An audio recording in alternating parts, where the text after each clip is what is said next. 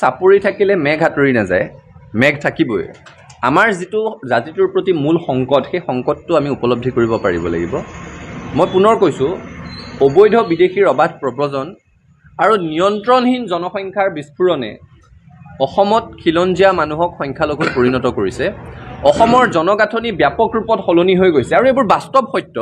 এইবোৰ কথা কেৱল ছাত্ৰ সন্থা বা অসমৰ ৰাইজে কৈ থকা নাই। গুৱাহাটী উচ্চ ন্যায়ালয়, মহামান্য উচ্চতম ন্যায়ালয় সকলোৱে স্বীকাৰ কৰিছে যে অসমত অবৈধ বিদেশী নাগৰিকে ভোটাৰ তালিকাত নাম সন্নিৱিষ্ট কৰিছে।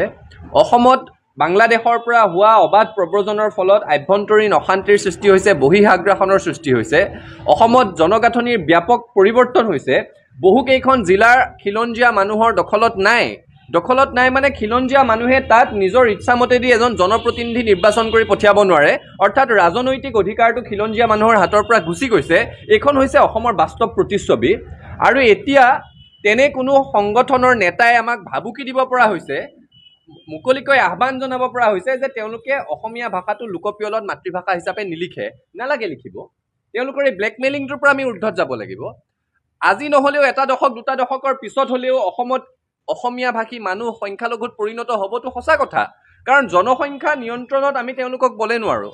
জনসংখ্যাৰ অবাধ বিস্ফোৰণৰ জৰিয়তে বহু জিলা ইতিমধ্যে খিলঞ্জীয়া মানুহৰ হাতৰ পৰা দখল হেৰাই গৈছে। তেনে প্ৰেক্ষাপটত অসমীয়া ভাষাটোক, অসমীয়া মানুহ সংখ্যালঘু হৈ গ'লেও যাতে চিৰকালৰ কাৰণে অসমত ৰাজ্য ভাষা হৈ থাকে, তেনে চিন্তনেৰে সৈতে আমি আগবাঢ়িব লাগিব। তাৰ কাৰণে সংবিধানৰ সংশোধন লাগিব। ৬ নং দফা সমিতিয়ে যি প্ৰতিবেদন দিছে, সেই প্ৰতিবেদনৰ পৰামৰ্শ আখৰে আখৰে কাৰ্যকৰী হ'ব লাগিব আৰু অসমৰ ৰাজ্য ভাষা আইনখনক সাংবিধানিক মৰ্যাদা দি চিৰকালৰ কাৰণে সুৰক্ষিত কৰিব লাগিব। চাপৰি থাকিলে মেঘ আঁতৰি নাযায়, মেঘ থাকিবই। আমাৰ যিটো জাতিটোৰ প্ৰতি মূল সংকট, সেই সংকটটো আমি উপলব্ধি কৰিব পাৰিব লাগিব। মই পুনৰ কৈছোঁ, অবৈধ বিদেশীৰ অবাধ প্ৰব্ৰজন আৰু নিয়ন্ত্ৰণহীন জনসংখ্যাৰ বিস্ফোৰণে অসমত খিলঞ্জীয়া মানুহক সংখ্যালঘুত পৰিণত কৰিছে। অসমৰ জনগাঁথনি ব্যাপক ৰূপত সলনি হৈ গৈছে আৰু এইবোৰ বাস্তৱ সত্য। এইবোৰ কথা কেৱল ছাত্ৰ সন্থা বা অসমৰ ৰাইজে কৈ থকা নাই। গুৱাহাটী উচ্চ ন্যায়ালয়, মহামান্য উচ্চতম ন্যায়ালয় সকলোৱে স্বীকাৰ কৰিছে যে অসমত অবৈধ বিদেশী নাগৰিকে ভোটাৰ তালিকাত নাম সন্নিৱিষ্ট কৰিছে।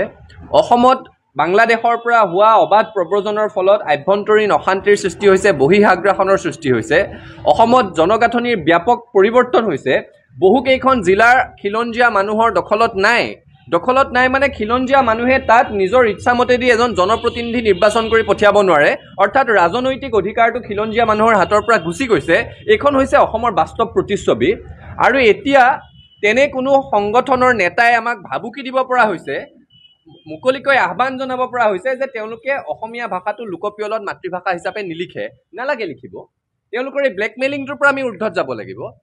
আজি নহ'লেও এটা দশক দুটা দশকৰ পিছত হ'লেও অসমত অসমীয়া ভাষী মানুহ সংখ্যালঘুত পৰিণত হ'বতো সঁচা কথা, কাৰণ জনসংখ্যা নিয়ন্ত্ৰণত আমি তেওঁলোকক বলে নোৱাৰোঁ।